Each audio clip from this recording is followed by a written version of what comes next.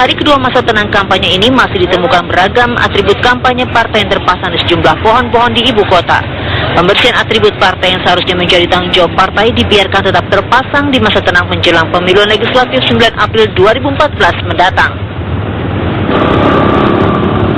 Salah satunya adalah di wilayah Sunter, Jakarta Utara. Atribut kampanye partai seperti baliho, spanduk, dan stiker yang menampilkan nama sejumlah caleg dari partai peserta pemilu 2014 masih menempel di tembok, pohon, dan juga tiang listrik. Kita berdasarkan instruksi langsung Kepala Dinas Satpol PP Provinsi DKI Jakarta, untuk masa tenang 3 hari ini kita menertibkan atribut-atribut parpol yang masih terpasang di sepanjang jalur hijau maupun jalur protokol ibu kota.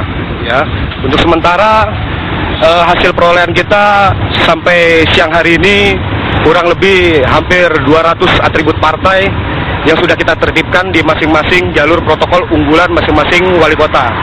Ya, sudah tersebar untuk tim-timnya di tiap-tiap wilayah.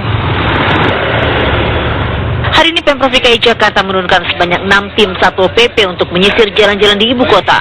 Tim Satpol PP ini berangkat dari balai kota sejak pukul 8 pagi tadi dan rencananya tim ini akan membersihkan dan mencabut atribut kampanye hingga sore hari. Atribut kampanye yang dicopot ini akan disimpan di gudang Satpol PP di wilayah Cakung, Jakarta Timur sebelum nantinya akan dikembalikan ke masing-masing partai.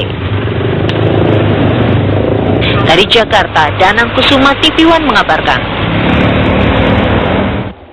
Ya, kita kembali akan lanjutkan. Tadi Pak Putu sedikit terputus. Bagaimana dengan kondisi di Papua ini? Sepertinya cukup spesial begitu ya untuk daerah ini ya? Dari pemilu ke pemilu sebetulnya di Papua itu kalau kita mau jujur itu tidak ada sebagian daerah yang tidak bisa tanggal 9. 2004 misalnya catatan saya ada 542 TPS. Bisa kita kurangi tahun 2009 menjadi 246. Nah sekarang yang harus diatensi oleh teman-teman KPU hari ini adalah memastikan bahwa logistik itu betul-betul sampai ke TPS.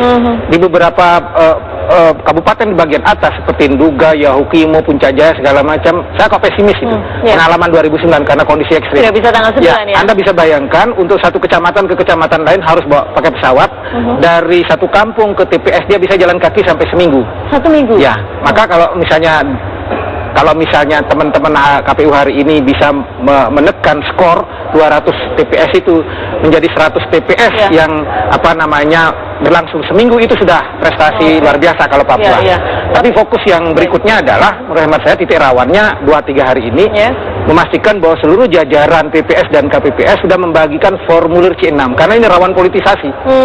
Jadi di tempatnya Mbak Feni ada 400 pemilih, 500 pemilih lalu dibagikan dengan berbagai alasan, misalnya hanya 300 dibagikan, 100 kemudian tidak dibagikan. Nah ini yang 100 tidak dibagikan ini punya potensi rawan nanti. Itu yang kita sekarang sedang petakan gitu kan, bahwa itu menjadi salah satu potensi yang juga perlu menjadi perhatian kita.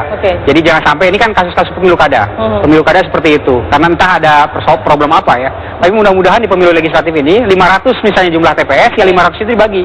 Makanya dalam surat edaran kami misalnya ditegaskan bahwa yang namanya C6 surat pemberitahuan, bukan surat undangan ya, tapi surat pemberitahuan itu betul-betul nanti harus diinventarisir, harus didokumentasikan supaya ini menjadi alat bukti bahwa si KPPS itu memang menyerahkan pemberitahuan kepada pemilih-pemilih yang ada di TPS-nya. Jadi itu menjadi poin yang sangat penting juga. Melalui forum ini mungkin juga harus diyakinkan calon pemilih kita bahwa itu surat pemberitahuan biasa yang tidak mengikat di TPS, walaupun tidak dapat C6, dengan memperlihatkan identitas dirinya, dia bisa datang ke TPS kalau sudah ada di DPT itu, karena mengantisipasi kalau dipolitisasi C6 sebetulnya dia bisa datang tetap gitu. Kadang-kadang memang secara sosiologis masyarakat Indonesia ini butuh apresiasi kan.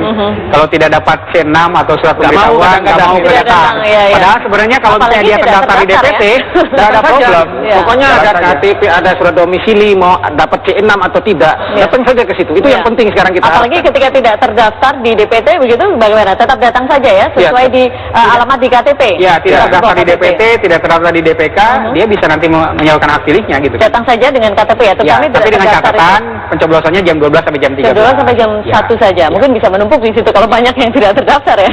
Baik, Pak. Tapi ini potensi juga yang harus kita petakan. Iya. Potensi-potensi rawan ini Pak Praetno juga terkadang terkait dengan ketidakpuasan masa-masa pendukung parpol gitu. Apakah ini juga sudah bisa diantisipasi sebelumnya sebenarnya? Ya, justru itu saya melihat pada pemilu ini kok sepertinya sudah larinya ke pilpres gitu.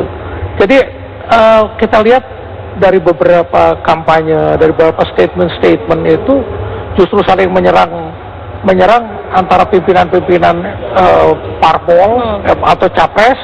Kemudian adanya black campaign, ada negatif campaign. Tidak mengarah ke situ. Jadi ini yang agak sebetulnya perlu diwaspadai oleh beliau-beliau ini, jangan sampai membangun suatu kepercayaan kader-kadernya, simpatisan, justru nanti malah negatif. Negatif artinya orang menjadi fanatisme yang terprovokasi gitu ya. Terprovokasi kan. Ya, Anda lihat saat ini banyak ya kampanye negatif seperti itu yang justru jadi dikaitkan dengan apa yang disampaikan oleh Presiden ya. Presiden juga menyatakan ada ancaman seperti itu. Ini kan perlu hati-hati betul. Artinya Bung Ferry berhadapan dengan satu kondisi yang disebut Pak Praitno tadi, bahwa potensi manipulasi di level pemilu tidak hanya orang per orang, tapi bisa sistemik organisatoris. Itu dia, kita akan bahas kepentingan pemilu presiden. Kita bahas di segmen selanjutnya nanti Bapak-Bapak tetap bersama kami di Apa Kabar Indonesia Malam.